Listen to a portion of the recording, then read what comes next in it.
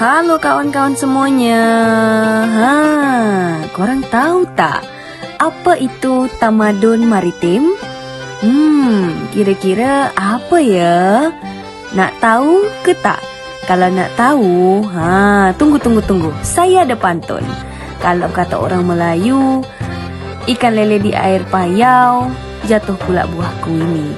Kalau kawan semua nak tahu, marilah nonton video ini. Indonesia dikenal sebagai negara kepulauan terbesar di dunia.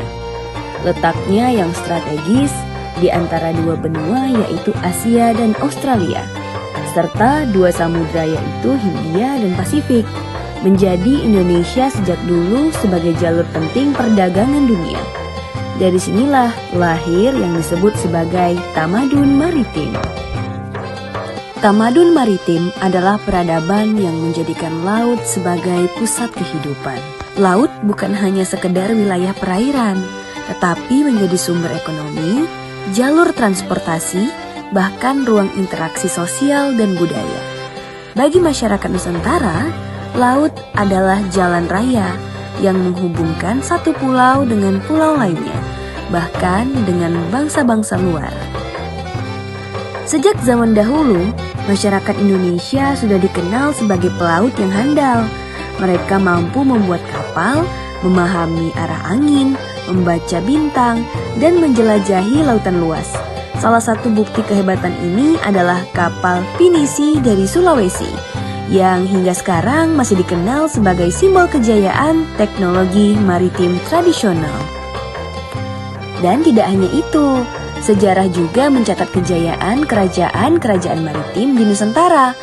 Kerajaan Sriwijaya misalnya, dikenal sebagai kerajaan yang menguasai jalur perdagangan di Selat Malaka.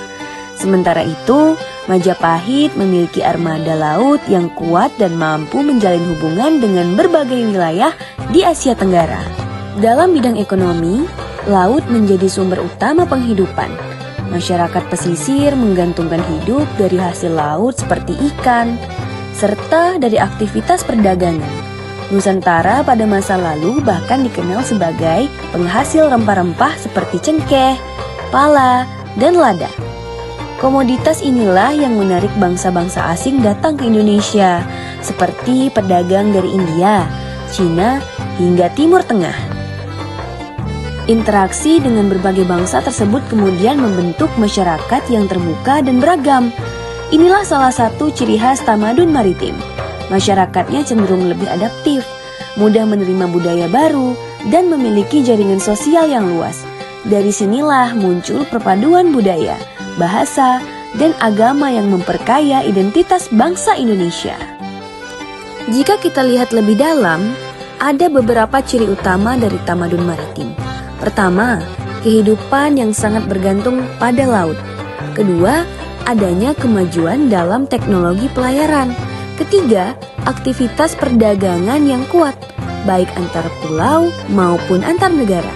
Keempat, masyarakat yang terbuka terhadap pengaruh luar. Kelima, mobilitas yang tinggi karena sering berpindah tempat melalui jalur laut. Selain itu, tamadun maritim juga berkembang di wilayah pesisir seperti pantai dan pelabuhan. Di tempat-tempat inilah aktivitas ekonomi, sosial, dan budaya berlangsung dengan sangat dinamis. Bahkan banyak kota besar di Indonesia yang awalnya berkembang dari kawasan pelabuhan. Di era modern, konsep tamadun maritim tetap relevan. Indonesia bahkan memiliki visi sebagai poros maritim dunia. Artinya, Indonesia ingin kembali menguatkan peran laut sebagai pusat pembangunan, baik dari segi ekonomi, pertahanan, maupun budaya. Namun, ada tantangan yang harus dihadapi. Modernisasi dan globalisasi terkadang membuat masyarakat mulai melupakan budaya bahari. Selain itu, pembangunan yang masih berfokus pada daratan juga menjadi hambatan dalam pengembangan potensi maritim secara maksimal.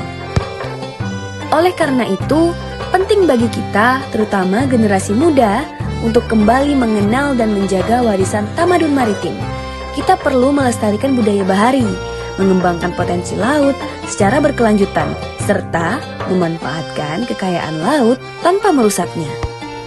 Sebagai penutup, tamadun maritim bukan hanya bagian dari sejarah, tetapi juga identitas bangsa Indonesia. Laut telah membentuk cara hidup, budaya, dan karakter masyarakat Nusantara.